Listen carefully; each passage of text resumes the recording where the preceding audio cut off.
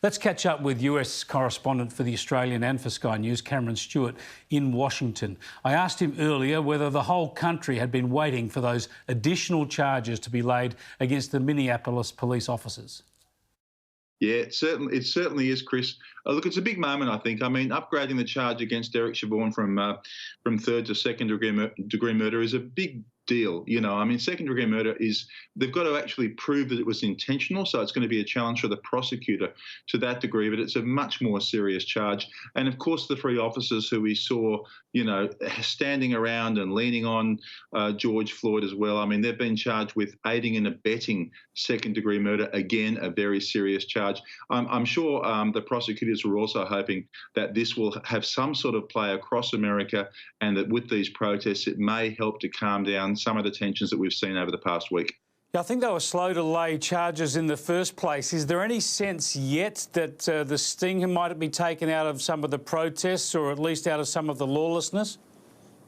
Look, there certainly is. I mean, last night, in fact, before they laid these charges, what we saw was very large protests across the country yet again, but with a remarkable absence of violence compared to the previous days. And that includes in New York City, where there was terrible looting 48 hours ago.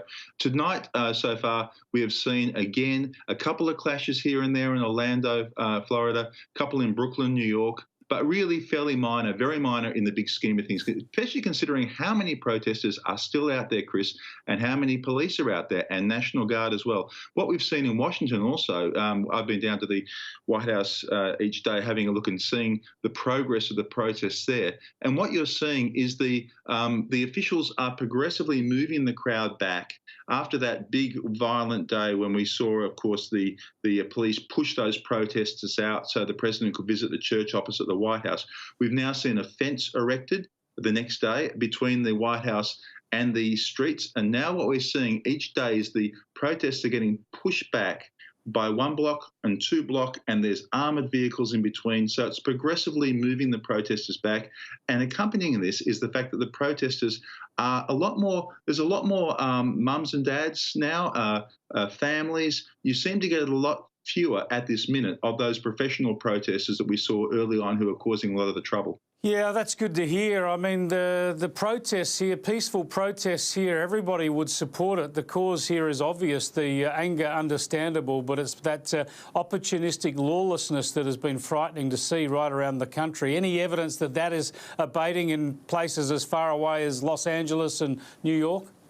You know, so it's interesting. A lot of the protesters, the vast majority, I think, are interested in a peaceful protest, and I think they're getting a bit jack of this rat bag element, if you like, that has caused trouble towards the end of protests, usually after the curfews, about 11 p.m. at night here in America. And they're the ones who go looting, and they're the ones who are obviously causing a lot of grief for the police, are causing people's safety to be in harm, and frankly, I think just undermining the whole concept of the protests, protesting about the terrible death of George Floyd and the issue of police and race. Now, let's get into the politics here. And the Defence Secretary, Mark Espen, much is being made of his comments. He's saying that it would be a move of the last resort to put the military onto the streets to restore law and order. The use of the Insurrection Act would be the last resort, and he wouldn't want to do it. That's pretty much what the president said. It was a different emphasis, but Donald Trump said the same thing, didn't he? He used this as a threat. He wanted the states and the cities to use their police forces and the National Guard. He said he would use the military if it was required.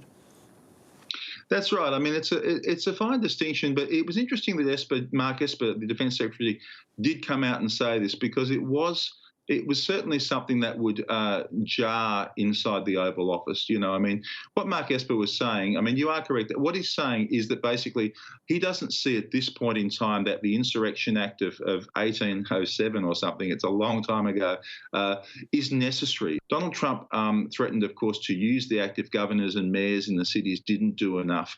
But Esper's come out and said, I don't believe this should be employed at this point in time. So, you know, it's a bit of a semantic difference to a degree, but even the fact, I mean, Donald Trump is fairly volatile when he gets his cabinet openly disagreeing with him, and so he probably won't be very happy. There's been a lot of speculation here in Washington that Mark Esper may be about to go out, but he may not be. I mean, Trump's been fairly quiet.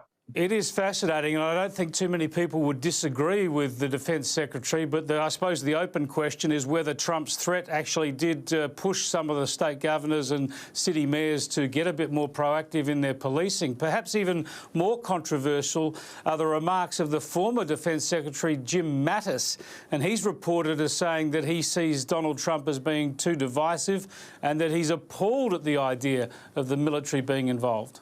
He's pulled his punches towards Trump when you know that he doesn't like Trump.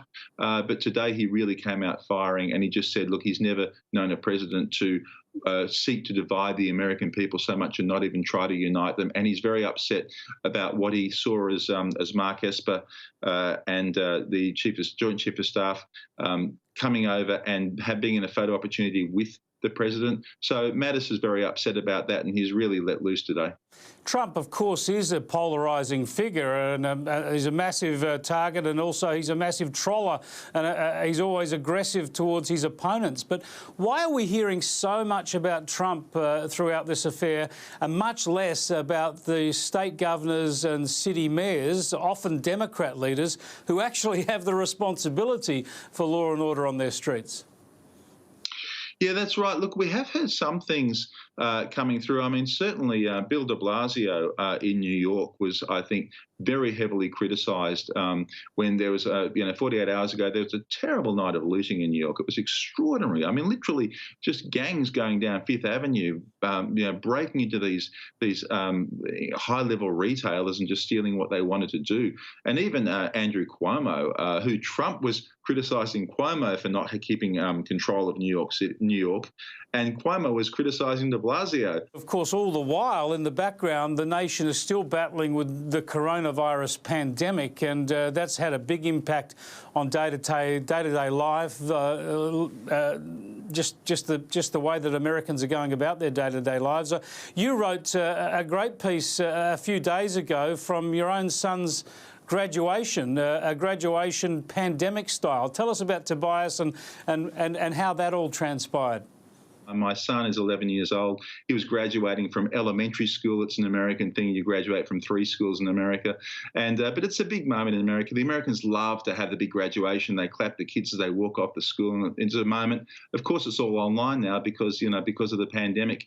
So we were watching the online graduation, which was kind of, nice, but kind of tragic really at the same time. And then the parents just said, look, let's do something fun. And so they said, put your kids in the car and we'll drive around the school. We'll keep driving around the school, and all the parents and friends can stand on the sidewalk and clap from socially acceptable distances. So I stuck my kid in my boy Tobias in the front seat. He had his top half of his body outside the sunroof. He loved it. It was the best car ride he'd ever had. Drove around 3 times. He'd laughed. Everyone's laughing everywhere. It was the first time, Chris, in months I heard laughter fill the streets of Washington. It was incredible. It was such a nice moment because it's been pretty tough over here. Great stuff, Cameron. Thanks for joining us, and congratulations to Tobias.